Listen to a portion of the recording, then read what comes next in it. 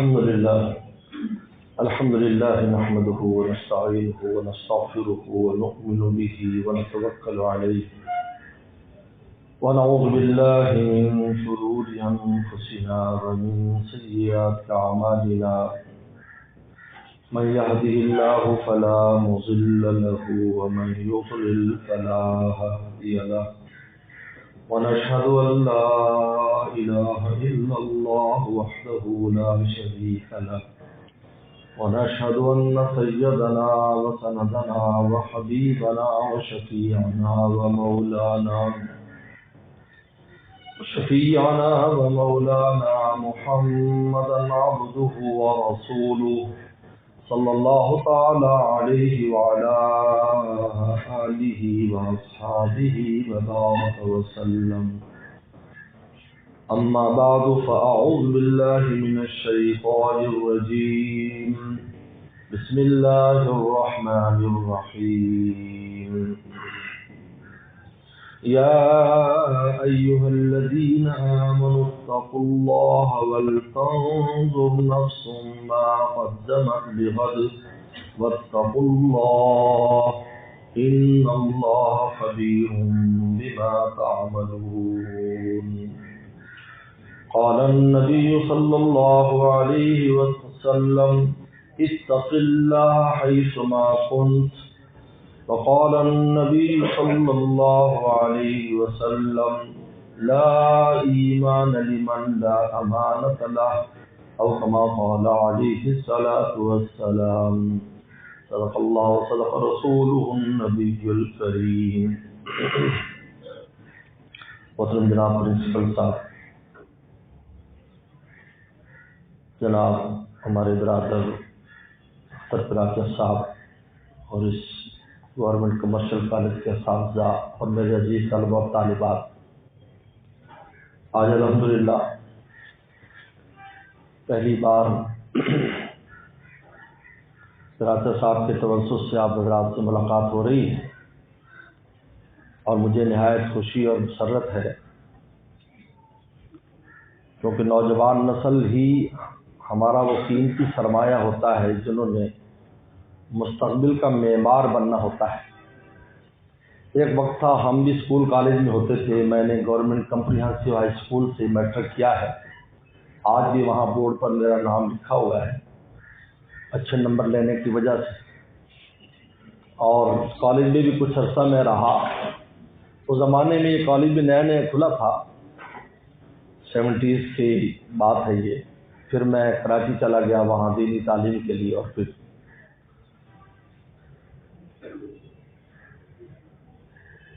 آج میں یہاں پر جو حاضر ہوا ہوں، مجھے جو بتایا گیا کہ کس موضوع پر ہم نے بات کرنی ہے، بات دراصل یہ ہے کہ اللہ تعالیٰ نے مسلمان کو دو جگہ مسئول بنایا ہے. ایک مسئول ہوتا ہے دنیا کے اعتبار سے. آپ اسٹوڈنٹ ہیں، آپ کالج کے ذمہ داروں کے مسئول ہیں، آپ اساتذہ کے مسئول ہیں، آپ کے اساتذہ اپنے اس کالج کو چلانے والے گورنمنٹ کے بڑے اداروں کے مسئول ہیں. ایک تو یہ مسئولیت ہوتی ہے، اور دوسری ہر مسلمان کی مسئولیت اللہ تعالیٰ کے سامنے بھی ہوتی ہے. یہ ہمارے غلط کنسپٹ ہے کہ بھائی یہ دنیا داری ہے. مومن کی کوئی دنیا داری نہیں ہوتی. مومن دنیا دار نہیں ہوتا، خواہ وہ دنیا کے کام کر رہا ہو. اس لیے پیغمبر اسلام نے، بخاری شریف کی حدیث ہے، صحابہ اکرام صاحب نے پوچھا تھا اس درخت کی مثال بتاؤ جو مومن کی طرح ہے. صحابہ اکرام سوچنے لگ گئے. حضرت عبداللہ ابن عمر رضی اللہ تعالیٰ عنہ کہا کہ میری 8-10 سال عمر تھی، میرے ذہن میں آیا کہ یہ کھجور کا درخت ہے، لیکن میں بڑے موجود تھے تو میں نے جواب نہیں دیا. ان کے والد امیر المومنین عمر فرمایا کرتے کاش تو اگر اس وقت جواب دے دیتا تو رسول اللہ تجھے دعا دے دیتے، کیونکہ پیغمبر اسلام کی عادت مبارکہ تھی کبھی کوئی چھوٹا ایسا کام کرتا تو فوراً دعا دے دیتے تھے. یس عبداللہ بن عباس بھی 10 سال کے تھے تو آپ کے لیے لوٹے میں پانی رکھا. پیغمبر اسلام حضرت میمونہ کے گھر میں ہو گئے، کیونکہ حضرت میمونہ خالہ ہے حضرت عبداللہ عباس کی. تو صبح فجر کی نماز کے وقت ہو تو لوٹے میں پانی رکھ دیا، واش روم میں پانی رکھ دیا، تو پیغمبر خوش ہوئے، فرمایا حضرت میمونہ ام المومنین سے پوچھا کہ من فعل ھذا، یہ اس نے کیا ہے؟ کہا یہ میرے بھانجے نے کیا ہے۔ تو فوراً اس کو چمٹا لیا اور فرمایا اللہ علم التاویل، فرمایا فقیہ فی الدین وعلم التاویل، اللہ اس کو عالم بنا دے اور تفسیر کا علم دے دے۔ چنانچہ ہم دیکھتے ہیں امام المفسرین جو ہے دنیا میں سب سے پہلی جو تفسیر ہے اس کا نام ہے المخباط فی تفسیر ابن عباس، سب سے پہلی یہ تفسیر ہے جس سے پوری تفاسیر دیکھیں استفادہ کرتی۔ تو خیر صحابہ کرام نے کہا حضرت آپ ہی بتائیں، فرمایا کھجور کا درخت ہے جو مومن کی طرح ہے۔ اب یہ کھجور کے ساتھ کیوں تشبیہ دی ہے مومن کو؟ اس لیے کہ کھجور ایک ایسا درخت ہے جس کی کوئی چیز ضائع نہیں ہوتی۔ آپ ان کی جڑ سے شروع ہو جائیں، تنا لے لیں، ٹہنیاں لے لیں، پھل لے لیں، کچا لے لیں، پکا لے لیں، اور پھل کے بعد اس کی گٹھلی لے لیں۔ ہم کتنی تصویرات ہمارے ہاتھ میں ہوتی ہیں جو مدینہ شریف مکہ شریف لاتے ہیں اور وہ کھجور کی گٹھلیوں کی بنی۔ یہ پیغمبر صاحب کیوں تشبیہ دی کہ مومن جو ہے اس کی زندگی کا کوئی لمحہ اجر و ثواب اور فائدے سے خالی نہیں ہوتا، خواہ وہ دین میں مشغول ہو یا دنیا میں مشغول ہو۔ یہ نہیں ہے کہ ہم اب آپ یہاں تعلیم حاصل کر رہے ہیں کہ آپ دنیا کی تعلیم، اب دنیا دار نہیں بن رہے، بلکہ آپ کو ایک کامیاب انسان بننے کے لیے یہاں پر آئے ہیں۔ یہ اساتذہ اکرام جو آپ کو یہاں پڑھا رہے ہیں اور آپ کوئی بھی فن پڑھ رہے ہیں یہاں پر، اس لیے میں ایک بات کہتا ہوں، رزق روٹی کا تعلق تعلیم کے ساتھ نہیں ہے۔ میں ہر جگہ یہ بات کرتا ہوں، کئی میڈیکل کالجوں میں بات ہوئی، یونیورسٹیوں میں بات کرتا ہوں۔ تعلیم دراصل ہمیں شعور دیتی ہے، ہمیں جلا بخشتی ہے، ہماری دماغی صلاحیتوں کو ترقی دیتی ہے، کیونکہ دماغ جو ہے اس کی خوراک علم ہے اور دل کی خوراک اللہ رسول کی محبت ہے، آنکھ کی خوراک اچھے مناظر ہیں، کان کی خوراک اچھی باتیں سننا ہے، ہاتھ پاؤں کی خوراک پکڑنا ہے۔ اگر انسان ان صلاحیتوں کا استعمال نہ کرے تو کچھ عرصے کے بعد یہ ختم ہوتی چلی جاتی ہیں۔ انسان جب علم میں اپنے دماغ کو لگاتا ہے تو اس کا دماغ پھر کام کرتا ہے، اچھی سوچیں لاتا ہے، اچھی جو ہے نا وہ دنیا میں اچھے کام کر کے لوگوں کے لیے جاتا ہے۔ اور پیغمبر سے اس لیے فرمایا کہ من سنت سنت حسنۃ، کہ کوئی اچھا کام چھوڑ گیا، دنیا کے اعتبار سے چھوڑ گیا، وہ ایسی ایجاد کر دی جس سے مخلوق فائدہ اٹھا رہی ہے اور وہ صاحب ایمان ہے، تو اس کو اس ایجاد کا فائدہ ہوگا۔ اب بتائیں ڈاکٹر قدیر خان، عبد القدیر خان ہمارے لیے ایٹم بم چھوڑ گیا، تو آپ کا کیا خیال ہے؟ اس کو وہاں اجر نہیں ملے گا، ہم ریوارڈ نہیں دے سکے، لیکن اللہ اس کو ریوارڈ دیں گے۔ ایک اسلامی مملکت کی حفاظت کے لیے ایک ایسی چیز چھوڑ کے چلا گیا جس سے میں اور آپ آج آزادی کے ساتھ یہاں پر بیٹھے، ورنہ کبھی ہمیں لقمہ تر بنا لیا جاتا، لیکن اللہ کا شکر ہے۔ تو یہ رسول اللہ من سنت کیوں کہا کہ اپنی جو صلاحیتیں ہیں، اگر مسلمان اپنی صلاحیت کو دنیا کے لیے بھی استعمال کرتا ہے تو اس سے فائدہ اٹھانے والے بھی تو ایمان والے ہوں گے نا۔ جب ایمان والے اس سے فائدہ اٹھائیں گے تو اس کو اجر و ثواب نہیں ملے گا، اس سے ضرور اجر و ثواب ملے گا، دعائیں ملے گی۔ بلکہ ہم تو دنیا میں سفر کرتے ہیں، ہم دیکھتے ہیں کہ دنیا کے اعتبار سے کسی نے کہیں راحت کا سامان کیا، اب یقین مانے دعا کرتے ہیں اللہ میاں یہ جس نے بھی کیا ہے اس کو اللہ خوب برکتیں دے دے، اس کو تو علم بھی نہیں ہے اور ہم ان کے لیے دعا کر رہے ہیں کیونکہ ہمیں اس دنیا کی چیز سے فائدہ ہو رہا ہے، ہمیں راحت مل رہی۔ تو انسان جو ہے، مسلمان جو ہے، تو تعلیم اس لیے نہیں ہوتی کہ آپ مالدار بن جائیں گے، ایسا کچھ نہیں ہے۔ یہ تو اللہ نے 4 مہینے جب ماں کے پیٹ میں ان میں اور آپ سے ہماری روٹی لکھ دی ہے کہ آپ نے کہاں کہاں سے روٹی کھانی ہے۔ جب ہم روزانہ کے شیڈول میں دیکھیں، ہماری شیڈول میں ایک چیز نہیں ہوتی اور اچانک آ جاتی، ایڈ ہو جاتی ہے کہ جی آپ آئیے، ہمارے پاس چائے پینی ہے آپ نے۔ ہم کہیں اچانک نہیں، اب کہاں جا رہے ہو یار، ہمارے پاس کھانے کھا کے ہمارے شیڈول میں بھی نہیں ہے، ہمارے دماغ میں بھی نہیں ہے، لیکن اللہ تعالی نے ساری ترتیب لکھی ہے۔ رزق روٹی کے اس سے تعلق نہیں ہے۔ مجھے ایک ڈاکٹر عبداللہ ہارون، بہت پاکستان کے 50 ڈاکٹروں میں سے جو دماغ کے ڈاکٹر ہیں، ہمارے یہاں بھاول نگر میں، کیونکہ ہم نے ایک سیٹ اپ جو ہے اپنے مدرسے جامع علوم کے ساتھ ڈسپنسری کا بھی رکھا ہے، وہاں ہم جو ہے وہ میڈیکل اس پر خدمت کرتے ہیں، کیونکہ ہمارے بڑے بھائی ڈاکٹر جمیل صاحب بڑے ڈاکٹروں میں لاہور کے اس وقت جو چوٹی کے چند ڈاکٹر ہیں اپنے فیلڈ کے، ان میں سے ڈاکٹر جمیل صاحب بھی ہیں۔ تو یہاں پر تشریف تو انہوں نے ایک واقعہ مجھے سنایا، انہوں نے کہا کہ حضرت اس زمانے میں جب میں یہ کورس کر لیا اور دماغ کا میں ان 50 ڈاکٹروں میں تو میری نوکری لگ گئی. نوکری لگنے کے بعد تو میں ایک دن ہار روڈ پر گیا، وہاں پر کوئی مجھے الیکٹرانک کی کوئی چیز خریدنی تھی. تو جب میں وہاں پر گیا تو ایک بہت بڑی دکان تھی جس میں 20-25 ملازم کام کر رہے تھے اور سیٹھ صاحب بیٹھے ہوئے غلے میں بس پیسے پہ پیسہ ڈال رہے تھے. تو میں نے جا کر ایک چیز پسند کی، میں کاؤنٹر پر آیا، میں نے کہا یہ آپ اس کی پرائس بتائیں کیا ہے. اور مجھے کہنے لگا کہ یار تو سر ڈاکٹر عبداللہ ہو، ایسے کہنے لگا. اچھا آپ نے مجھے کیسے پہچانا؟ کہ لو جی ہم آپ کے کلاس فیلو ہیں، ہم دونوں بھائی 10th میں فیل ہو گئے تھے اور آپ ڈاکٹر بن گئے.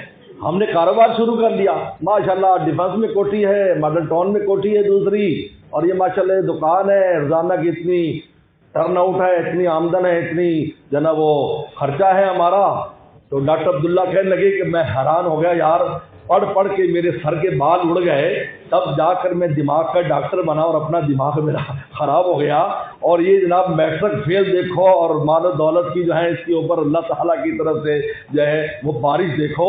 تو معلوم ہوا کہ یہ ایک اللہ تعالیٰ کی تقسیم ہے کہ اگر اللہ تعالیٰ نے رزق روٹی آپ کا جہاں پر رکھا ہے وہ وہاں سے ملے گا. لیکن تعلیم کا مقصد یہ، تعلیم آپ کے شعور پیدا کرنا ہے. اگر تعلیم آپ کے اخلاق کو درست نہیں کرتی، آپ میں شعور پیدا نہیں کرتی، آپ میں امانت داری پیدا نہیں کرتی، آپ میں ہمدردی پیدا نہیں کرتی، تو کتنی بھی ڈگریاں آپ کے پاس اس کا کوئی فائدہ نہیں ہے. اس سے وہ آدمی زیادہ اہمیت رکھتا ہے جس کی ڈگری چھوٹی ہے لیکن وہ امانت دار ہے، دیانت دار ہے، اس سے ملک کو قوم کو فائدہ ہے.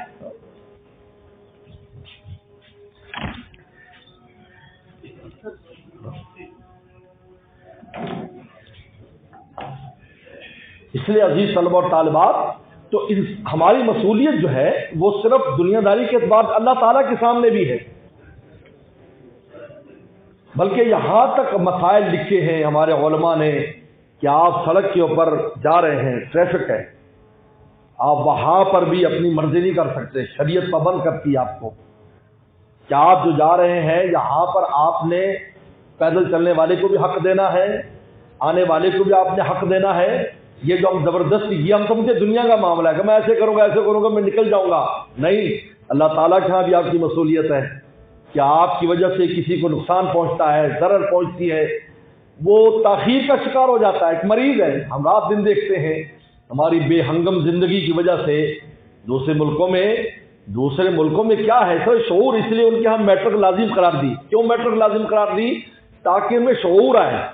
ورنہ آپ حیران ہو جائیں کہ اکثریت ان ملکوں کی میٹرک ہی پڑھی ہوئی، جس کو GCSE کہتے ہیں. اس سے زیادہ تعلیم نہیں. ہمارا آنا جانا ہوتا ہے، پوچھتے جی GCSE اس کے بعد جی نوکری کرتا کہیں، لیکن وہ ٹریننگ کرتے ہیں کہ بھائی اس تعلیم میں آپ نے جو پڑھا ہے، آپ نے ایمبولینس آ رہی ہے تو اس وقت آپ نے کا کیا سلوک ہونا چاہیے، ایمرجنسی ہو جائے تو آپ کیا سلوک، یہ سمجھایا جاتا ہے. یہ بچپن سے ان کو پڑھایا، اس پر وہ عمل بھی کرتے ہیں. ہمارے ہاں بھی ہے لیکن عمل نہیں ہے، جس کا نتیجہ کیا ہے کہ وہ بیچارہ ایمبولینس والا وہ مریض اسے پھنس جاتا ہے، حالانکہ قریب اسپتال ہے، لیکن میں اور آپ کوئی بھی اس کو راستہ دینے کے لیے تیار نہیں. اس کی مسئولیت اللہ تعالیٰ کے یہاں بھی ہے. اس لیے کہتے ہیں انسان جب بھی کہیں معاہدہ کرتا، آپ اسٹوڈنٹ ہیں، آپ نے فارم بھرا، اس فارم میں آپ نے جو باتیں بھری وہ صرف کالج کے حد تک نہیں ہے، وہ اللہ تعالیٰ کے ہاں بھی آپ سے پوچھ ہوگی کہ آپ جب اسٹوڈنٹ بنے تھے تو آپ نے اس کالج کی، اس مدرسے کی، اس یونیورسٹی کی، آپ نے اس کی خلاف ورزی تو نہیں قانون کی کیونکہ قانون ہمیشہ جو کسی بھی ملک کا بنایا جاتا ہے، کسی بھی ادارے کا، وہ ترقی کے لیے اور آپ کے فائدے کے لیے ہوتا ہے. اگر آپ اس پر عمل نہیں کرتے، یا آپ یہ نہ سمجھیں کہ آپ نے یونیورسٹی قانون توڑا ہے یا کالج کا، آپ اللہ تعالیٰ کا بھی مسئول ہیں. کیونکہ آپ نے جب سائن کر دیے، اس کا مطلب ہے کہ آپ نے اللہ تعالیٰ کے دربار میں بھی اس بات کو ایکسیپٹ کر لیا کہ ہم ان باتوں پر عمل کریں گے. جب آپ عمل نہیں کر رہے ہیں، آپ کی وہاں بھی مصولیت ہے. یہی ملازموں کا مسئلہ ہے کہ جو کسی ادارے کا ملازم ہوتا ہے، لوگ ہم سے پوچھتے ہیں مسئلہ، ہم کہتے ہیں بھائی آپ کا معاہدہ کیا ہے اس ادارے کے ساتھ. اگر اس معاہدے میں گنجائش ہے تو آپ اس پر عمل کریں گے تو اللہ کیا مصولیت ہے، مطلب خدا تعالیٰ کیا بھی آپ کی مصولیت ہوگی. آپ یہ نہیں کہیں گے میں کام زیادہ کرتا ہوں، میں کم کرتا ہوں. آپ کو ٹائم دینا ہے، آپ کو اتنا ٹائم اس پر خرچ کرنا ہے. اس لیے یہاں جو اساتذہ تنخواہ لیتے ہیں، میں تنخواہ لیتا ہوں، یہ ہم اس بات کی نہیں لیتے کہ ہم پڑھا رہے ہیں، ہم ٹائم کی تنخواہ لیتے ہیں. کیونکہ تعلیم کی کوئی تنخواہ نہیں ہوا کرتی. تعلیم تو ایک شعور آپ کو دینا ہے، آپ نے خود محنت کرنی، آپ محنت نہیں کریں گے تو ہم آپ نہیں پڑھ سکیں گے، لیکن ہمیں ٹائم کی تنخواہ ملتی ہے کہ ہم نے اتنا ٹائم، اگر ہم اب آپ کا کوئی استاد کہے جی میں آپ کو رات کو پڑھا دیا کروں گا، میرے گھر پر آ کر پڑھ لینا، اور ادارہ اس کو تنخواہ دی، ایسے تنخواہ نہیں ہوگی، اس کو ٹائم دینا ہوگا، اس ٹائم میں اس کو آنا ہوگا۔ تو عزیز طلبہ اور طالبات میں بات کر رہا تھا کہ اللہ تعالیٰ نے آپ کو یہاں پر جو تعلیم کے لیے اللہ تعالیٰ لائے ہیں، یہ آپ ایک شعور پیدا کرنے کے لیے لائے ہیں۔ آپ نے مستقبل میں جا کر بہت سے کام کرنے ہیں، اس ملک کو سنبھالنا ہے۔ آج ہمارے ملک کا المیہ کیا ہے؟ پہلا المیہ تو یہ ہے کہ اس کو سنبھالنے والے اکثر تو تعلیم یافتہ ہی نہیں ہیں۔ آئے دن ہمارے سامنے بات آتی ہے کہ ان کی ڈگریاں جعلی ہیں۔ جب ڈگریاں جعلی کا مطلب کیا ہے کہ انہوں نے درسگاہوں کا ماحول نہیں دیکھا، انہوں نے مدارس میں نہیں گئے، انہوں نے ان کالجز اسکولوں میں نہیں گئے، ان کے بعد جعلی ڈگریاں ہیں۔ جب وہ حکمرانی کے اوپر بیٹھیں گے، آپ بتائیں ان سے کیسے خیر کا کام؟ ان کو خیر کے کام کا علم بھی نہیں ہے، وہ خیر اور شر کا فرق نہیں کر سکتے۔ تعلیم دینی ہو یا دنیاوی، دیکھو میں آپ کو ایک مثال دیتا ہوں، ایگزامپل دیتا ہوں۔ حضرت موسیٰ علیہ السلام کے غال پر جو جادوگر آئے تھے وہ پڑھے لکھے جادوگر تھے، تعلیم یافتہ، ایجوکیٹڈ جادوگر تھے۔ وہ شعبدہ باز نہیں تھے، ایک ہوتا ہے شعبدہ باز ہوتے ہیں جس کو مداری لوگ اردانہ کرتے تماشے، وہ نہیں تھے، پڑھے لکھے تھے، وہ جادو کی حقیقت کو جانتے تھے، انہوں نے علم حاصل کیا تھا جادو کا۔ وہ مقابلے پر آئے، دیکھنے میں دونوں ایک ہی چیزیں نظر آ رہی، انہوں نے لاٹھیاں اور رسیاں پھینکی اور ان پر اپنا جادو اور منتر پڑھا، وہ سب ہلنے لگ گئے۔ موسیٰ علیہ السلام کو خوف طاری ہوا، اوجس من خیفہ، خوف محسوس کیا، کیونکہ موسیٰ علیہ السلام کہتے یہ خوف جو ہے نا خود دلیل ہوتی ہے کسی آدمی کے سچا ہونے کی۔ دیکھو ایک آدمی پر خوف طاری ہو اور وہ ہنس کے وہ خوف کی بات بتائے تو آپ کہیں آپ کو میاں یہ ویسے کر رہے ہو۔ اس لیے پیغمبر صلی اللہ علیہ وسلم کو جب غار حرا میں خوف پیدا ہوا اس وقت اور اس وحی کا بوجھ آیا تو حضرت خدیجہ رضی اللہ عنہ سے جب بتلایا تو اس وقت بھی آپ پر خوف کی کیفیت تھی، میں زمبیلونی مجھے چادر اڑا دو، مجھے چادر اڑا دو۔ تو یہ دلیل تھی کہ واقعی کوئی ایسا بہت عظیم الشان واقعہ پیش آیا ہے جس کا پیغمبر اسلام کی طبیعت پر اثر ہے۔ تو موسیٰ السلام پر ایک تو یہ جو خوف طاری ہوا تو جادوگر نے کہا یار اگر یہ جادوگر ہوتا تو اس کو پتا تھا ہم کیا کر رہے ہیں، وہ حقیقت نہیں، ہم نے تو آنکھیں باندھی ہیں، باقی رسیاں بھی اپنی جگہ ویسے پڑی ہوئی ہیں، لاٹھیاں بھی، سر دیکھنے والوں کو ہلتی نظر آ رہی ہیں۔ جو کہتے ہیں آنکھ مسمرزم جس کو کہتے ہیں، آنکھ کے اوپر اثر کر دیا۔ موسیٰ علیہ السلام نے اللہ کا حکم ہوا آپ لاٹھی پھینکے، اپنی لاٹھی پھینکی، وہ اژدہا بنا اور اتنا بڑا اژدہا بنا کہ ساری وہ لاٹھیاں اور رسیاں نکل گیا۔ القی السحرۃ الساجدین، وہ سارے کے سارے سجدے میں گر گئے، کہا کہ ہم اس رب پر ایمان لاتے ہیں جو موسیٰ اور ہارون کا رب ہے۔ تو یہاں امام راضی رحمۃ اللہ علیہ بہت بڑے مفکر بھی ہیں، سائنسدان بھی ہیں، طبیب بھی ہیں، مفسر بھی ہیں، وہ اپنی تفسیر میں ایک عجیب نقطہ لکھتے ہیں کہ ان لوگوں کو جادو کا علم تھا، اس لیے جادو اور معجزے میں فرق کر لیا اور اس فرق کی وجہ سے ان کو ہدایت کا راستہ مل گیا۔ اس سے آپ یہ دیکھیں کہ آپ کی جو دنیا کی تعلیم ہے، آپ یہ نہ سمجھیں کہ دنیا کی تعلیم ایسی ہے، نہیں، یہ آپ کو حق کا راستہ دکھائے گی، حقیقت ہے۔ ہم نے دیکھا ہے دنیا میں واقعی جنہوں نے دنیاوی تعلیم صحیح معنی میں حاصل کی ہے، ان کو جب بھی کوئی آخرت کی بات بتائے گی تو وہ اس کی گہرائی تک جلدی پہنچ گئے، ان کو زیادہ ان پر محنت نہیں کرنی پڑی، دو باتوں سے انہوں نے حقیقت کو پا لیا، کیونکہ ان کو اللہ تعالیٰ نے ان کے دماغ میں جلا اور روشنی پیدا کی ہوئی تھی۔ تو اب یہ دیکھیے کہ یہ جادو کا علم حالانکہ حرام ہے، کفر ہے، جادو کرانا بھی کفر ہے، جادو کا علم حاصل کرنا بھی کفر ہے، لیکن چونکہ علم تھا اور فرق کرنے کی وجہ سے ان کو اللہ نے ہدایت کا راستہ دے دیا اور اتنا پکا ایمان ہوا کہ سولی چڑھ گئے لیکن کلمہ نہیں چھوڑا انہوں نے۔ تو عزیز طلبہ طالبات، تو یہ جو تعلیم یہاں درسگاہوں میں حاصل کی جاتی ہے اس لیے تاکہ ہم اس بات کا شعور پیدا ہو کہ کل کو جب ہم پر اس قوم کی ذمہ داری آئے گی ہم نے اس کو کیسے نبھانا ہے۔ آج اس ملک کا المیہ یہ ہے، وہ ایک مدینہ شریف میں ایک دوست ملے، کہنے دعا کرو جی کہ کرپشن برقرار رہے۔ میں نے کہا یہ آپ کیا بات کر رہے ہو؟ کہتے جی ہمارا ملک کرپشن پر چل رہا ہے، اگر وہی نہیں ہوگا تو ملک کیسے چلے گا جی؟ وہ لطیفی کی بات ہے۔ آج ہمارے ملک کا المیہ یہ ہے کہ ذمہ داروں جن کو ذمہ دار بنایا جا رہا ہے اس کے اہل نہیں ہیں۔ پیغمبر اسلام سے پوچھا گیا قیامت کب آئے گی؟ بخاری شریف کی حدیث ہے، فرمایا کہ قیامت آئے گی اذا ضیعت الامانہ، جب امانت ضائع ہو جائے گی۔ آپ نے کہا کیف اذاعت ہوا، وہ کیسے ضائع ہوگی؟ فرمایا اذا وسد الامر الی غیر اہلھا، کہ جب کام نا اہل کو دے دیا جائے گا تو امانت ضائع ہوگی، جب امانت ضائع ہوگی تو قیامت آ جائے گی۔ ورنہ ایسا نہیں ہے، اگر اہل آدمی کسی جگہ بیٹھا ہو تو ضرور خیر کا کام کرے گا، اس میں اہلیت ہے، اس کی اہلیت اس کو مجبور کرتی ہے، اس کا اندر اس کو مجبور کرتا ہے مجھے یہ کام کرنا ہے۔ اس لیے میں طلبہ اور طالبات کو بہت تاکید کہ آپ جس فیلڈ میں اچھی تعلیم حاصل کریں، یہ جو آج ہمارے ٹرینڈ بن گیا ہے کہ بس جی کسی نہ کسی طرح ہم پاس ہو جائیں۔ ہم بھی استاد ہیں، کچھ کالج اسکول سے بھی ہمارا کبھی کبھی تعلق واسطہ پڑ جاتا ہے، منت اللہ کرتے جی کسی طرح میں بس پاس کرتے، ہمیں ڈگری چاہیے۔ نہیں، آپ اس کو مطمع نظر نہ بنائیں، اگر ایسا کریں گے تو آپ نااہل ہوں گے، آپ کسی بھی سیٹ پر بیٹھیں گے، آپ خیر کا کام آپ سے نکلا، آپ کو پتہ بھی نہیں ہے خیر کے کام کا۔ اذا وصل الامر الی غیر، یا غیر اہل کو جب کام دے دیا جاتا ہے امانت ضائع ہو جاتی ہے۔ آج ہمارے ملک کا المیہ ہے، جو جس جگہ پر بیٹھا ہے وہ اس کا اہل نہیں ہے، وہ کس طریقے پر وہاں پر پہنچتا ہے۔ ٹرینڈ ایسا بنا دیا گیا ہے کہ آپ پیسے کے ذریعے، سفارش کے ذریعے وہاں پر پہنچتے ہیں۔ جب سفارش اور اس کے ذریعے پہنچتے ہیں تو لازمی بات ہے جو اہل ہے وہ تو بیچارہ جا نہیں سکتا، وہ غریب کا بال ہے، اس کے بعد پیسہ بھی نہیں، اس کے بعد سفارش بھی نہیں ہے، چند لوگ ہوتے ہیں۔ مجھے بڑا شوق تھا آرمی میں جانے کا بھی، تو میں آرمی میں میٹرک کے بعد امتحان دینے بہاولپور گیا، تو ہم نے اچھا پڑھا تھا، استادوں نے محنت کرائی تھی۔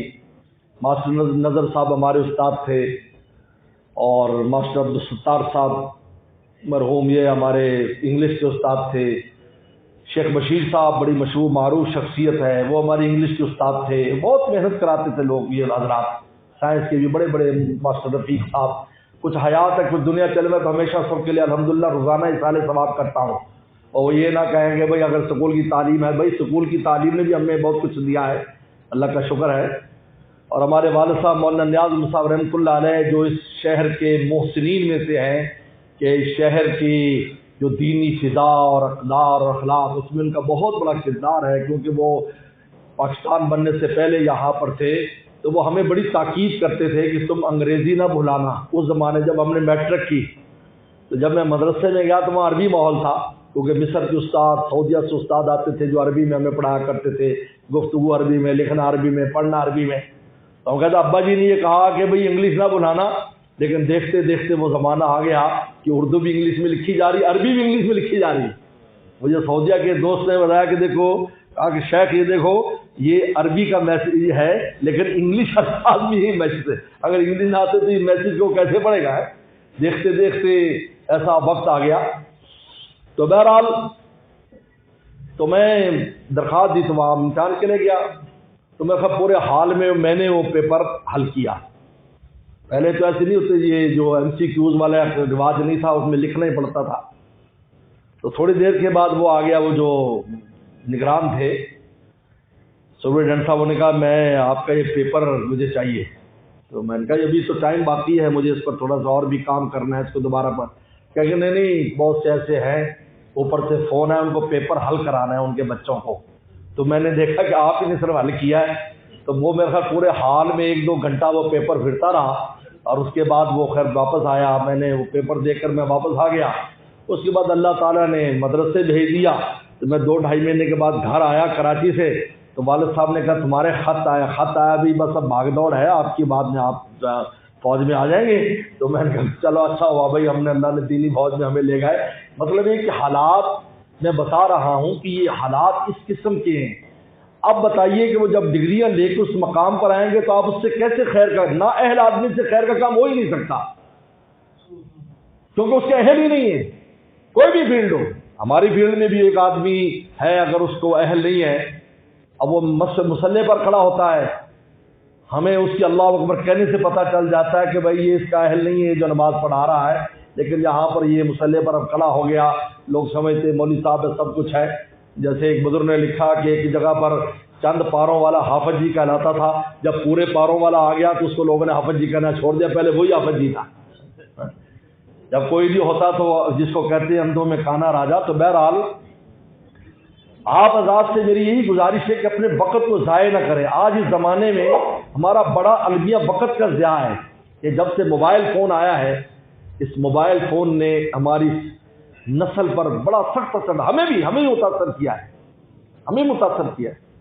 ہم لوگ جو رات دن پہلے کتابوں میں رہتے تھے، اب کتاب کے بجائے موبائل فون میں مشغول ہیں، اور اسٹوڈنٹ کی تو بہت بری حالت ہے۔ آپ بتائیں جب آپ اس طرح پڑھ کر آگے جائیں گے تو آپ کیا کام کریں گے، مجھے بتائیں۔ اس بات کی سخت ضرورت ہے کہ آپ اپنے اوپر کنٹرول کریں۔ قرآن نے کہا اتقوا اللہ، تقوی اختیار کرو۔ تقوی نام کیا ہے یاد رکھو، اس کرپشن سے، اس بے قاعدگی سے ایک ہی چیز روک سکتی ہے کہ اللہ کا ڈر ہو مجھے اور آپ کو۔ اگر مجھے اور آپ کو اللہ کا ڈر ہو، ہر وقت اور جلوت میں اس بات کا خیال ہو کہ ہمیں کسی اور کو بھی جواب دینا ہے، تو انشاءاللہ آپ سے کوئی جرم نہیں ہوگا، آپ اپنا وقت ضائع نہیں کریں گے۔ لیکن جب یہ ڈر ختم ہو جاتا ہے تو پھر افسر کا ڈر ہے، جب افسر نہیں ہوگا، استاد نہیں ہوگا، والدین نہیں ہوں گے، غلط کام میں پڑے گا۔ لیکن یہ ایک ایسی مسئولیت ہے، اس لیے قرآن مجید بار بار اس کی تاکید کرتا ہے ہر کام میں۔ شادی بیاہ کے مضامین دیکھ لیں، اس کے بعد تقوی کا لفظ آ رہا ہے۔ دنیا داری کے کاموں کو دیکھ لیں، تقوی کا لفظ آ رہا ہے۔ عبادت کا لفظ تقوی کیوں؟ صرف تقوی نام ہے جلوت خلوت میں مولا سے ڈرنے کا۔ اللہ تعالیٰ سے انسان جلوت خلوت میں ڈرے، یہ سوچے تھوڑی دیر کے لیے کہ مجھے اللہ تعالیٰ سامنے کھڑا ہونا ہے، میں یہ جو کام کر رہا ہوں میں اس کا جواب دے سکتا ہوں؟ بس اتنا سا سوال ہے، اپنے اوپر وارد کرنا ہے، زیادہ لمبا نہیں ہے۔ آپ کام کر کر ذرا تھوڑی دیر رک جائیں۔ جس کو ایک شاعر نے بڑے خوش انداز میں کہا ہے، طبیعت کا روز زور پر ہو تو رک، وگرنہ یہ سر سے گزر جائے گی، ہٹا لے خیال ذرا دیر کو، چڑھی ہی ندی اتر جائے گی، رکو تھوڑا سا۔ اس بریک لگانے کا نام ہی تقویٰ ہے۔ آپ کام سے پہلے سوچیں میں جو کام کرنے جا رہا ہوں آیا میں اللہ تعالیٰ کو جواب دے سکتا ہوں؟ بس اس وقت نفس کی جان نکل جائے گی۔ اسی کا نام تقویٰ ہے۔ اگر ہر ایک اس میں سوچے، میں بھی سوچوں، استاد ہوں میں بھی سوچوں کہ میں طالب علموں کے لیے، اسٹوڈنٹس کا میں حق ادا کر رہا ہوں۔ ہمیں تو اساتذہ نے اتنا پابند کیا ہے، الحمدللہ میں 92 سے بخاری شریف پڑھاتا ہوں، 92 سے۔ اب آپ خود دیکھ سکتے ہیں کہ اس وقت اس کو کتنا عرصہ ہو چکا ہے بخاری شریف پڑھاتے ہوئے، لیکن ہمیں استادوں نے پابند کیا ہے کہ صبح کو جو سو پڑھانا ہے، رات کو مطالعے کے بغیر تم نے نہیں پڑھانا۔ ہو سکتا ہے تم وہ بات بھول چکے ہو، یا تمہاری دماغ میں سال کے مطالعہ پہلے کی کوئی بات غلط حدیث شریف کی تشریح آ جب تم غلط بتا دو۔ رات کو مطالعہ کرتے ہیں، میرے چونکہ اسوار بہت میں رات کبھی 2 بجے واپس آتا ہوں، 1 بجے آتا ہوں، آنے کے بعد میں مطالعہ کرتا ہوں۔ میں رات 2 بجے آؤں گا، مطالعہ کروں گا، پھر 2-4 رکعت پڑھ کے پھر آرام کروں، پھر فجر پڑھوں گا۔ یہ میرے روزانہ کے معمولات ہیں، اسی طرح کے ڈیلی معمولات ہیں میرے۔ لیکن رات کو مطالعہ کر کے کیوں؟ اس لیے کہ جب تک استاد کو خود بصیرت نہیں ہوتی اس بات میں، وہ اپنی بات کو پوری اعتماد سے پیش نہیں کر سکتا۔ وہ اس کا شک و شبہ رہے گا، پتہ نہیں بات صحیح ہے یا نہیں۔ ہمیں استاد پابند کرتے ہیں، اس لیے میں تو اردو پڑھانے میں استاد کبھی یہ سمجھو اردو آسان ہے، اس کو بھی رات کو دیکھ لو کہ یہ جو اردو ہے، یہ آپ نے صبح اردو پڑھانی ہے، یہ بھی رات کو دیکھ کر آؤ آپ، تاکہ طالب علم کا حق، اور طالب علم کا کام ہے صحیح طریقے پر استاد سے لے۔ خاص طور پر ادب کا معاملہ آج درسگاہوں میں ختم ہو رہا ہے۔ آج درسگاہوں میں اتنی بے ادبی کا معاملہ چل رہا ہے، اس کی وجہ سے محرومی ہے۔ آپ بتائیں حضرت علی کرم اللہ وجہ جس کو باب العلم قرار دو، کیا فرماتے ہیں؟ اور مجھے ایک بھی علم کی بات اگر کوئی بتا دے، میں اس کا غلام ہوں، چاہے مجھے وہ رکھے چاہے بیچے۔ حضرت علی کرم اللہ کہنا آسان نہیں ہے، یہ معمولی بات نہیں ہے۔ ایک علم کی بات، یہاں تو ماشاءاللہ اساتذہ کہاں سے کہاں آپ کو لے کر آئے ہیں، آپ کتنی مختلف درجات میں میٹرک کے بعد مختلف کورسز کر رہے ہیں، تو ان کا کتنا ادب ہے، اللہ کا شکر ہے۔ آج تک ہمارے اسکول کو اس میں ہوتا، میں نے میٹرک کیا، میں کالج بھی ڈگری کالج میں بھی کچھ عرصہ میں رہا ہوں، پھر میں مدرسے چلا گیا۔ میرے دونوں طرف سے جو استاد ہیں، مدارس کے علماء اکرام بھی استاد ہیں، میرے پروفیسرز اور ٹیچر بھی میرے استاد ہیں۔ الحمدللہ آج تک دل میں اور زبان سے میں نے کبھی استاد کے لیے برا نہ سوچا ہے، نہ زبان سے کوئی بات نکالی، آج تک اپنے پابند کیا ہے کہ وہ جیسے بھی تھے کچھ ایسے بھی تھے نہیں، اس لیے کہ ہم نے ان سے اردو پڑھی، میں ان کو دعائیں کرتا ہوں بھائی اردو پڑھی تھی، ہمیں اردو اچھی آ گئی، یعنی ہم نے اتنی اچھی اردو سیکھی. اب حیران ہو گئے، میں مدرسے میں گیا بنوری ٹاؤن میں، تو فارسی کی عبارت کتاب کی میں پڑھتا تھا، تو مجھے استاد نے پوچھا کہ تم اتنی اچھی فارسی کہاں سے پڑھ کے؟ میں نے کہا میں نے فارسی نہیں پڑھی.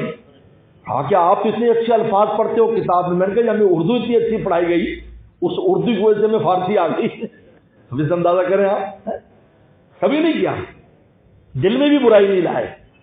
اس لیے کہ جس چشمے سے انسان پانی پیتا ہے اس چشمے میں انسان پیشاب کرے اور اس کو گندا کرے، یہ انسانی اخلاق کے خلاف ہے.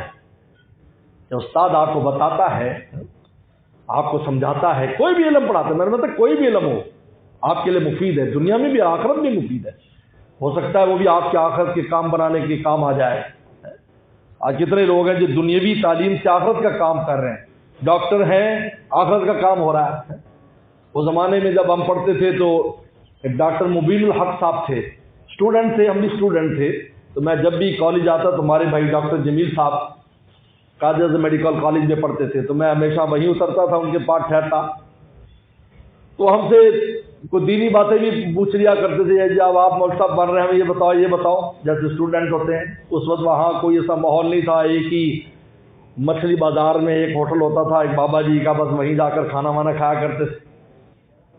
تو ڈاکٹر بن گئے. ڈاکٹر بننے کے بعد بہت سرجری میں انہوں نے نام پیدا کیا. ساؤتھ افریقہ کی اس وقت سب سے بڑا ڈاکٹر ہے، ہارٹ کا اور سرجری کا. آپ واپس پوچھے فوراً لوگ پہچانیں گے. لیکن اس کے ساتھ وہاں دینی کام میں اللہ نے ایسا لگایا کہ وہاں مساجد، مدارس اور دوسرے کاموں کے اندر بھی وہ ایسے انوالو ہوئے کہ ان کا دینی طبقے میں بھی اتنا بڑا قد ہے جتنا اس کا دنیوی فیلڈ میں قد ہے. دیکھو اللہ تعالیٰ نے ان سے وہاں پہنچے کس کے ذریعے؟ دنیوی فیلڈ کے ذریعے. اگر ان کے بعد ڈگری نہ ہوتی ڈاکٹری کی تو وہاں تو نہیں جا سکتے تھے ساؤتھ افریقہ. وہاں گئے اور وہاں جب انہوں نے دیکھا کہ بھائی یہ غیر مسلم ہے اور ان میں دین کے کام کی ضرورت ہے، میں نے تو کلمہ پڑھا، ان کو بھی کلمہ آ جائے. بس اللہ تعالیٰ نے ایسا ان کا ذہن بنایا کہ دین دنیا دونوں کے کام کر رہے ہیں. آپ ساؤتھ افریقہ کسی سے پوچھ لیں فوراً ڈاکٹر ملا فوراً پہچانے گا، بلکہ اس کے بعد کئی دفعہ چکر بھی لگا چکا ہوگا اور ٹریٹمنٹ کے لیے. تو بہرحال ادب جو ہے، ادب کو محفوظ رکھیں اور وقت ضائع نہ کریں.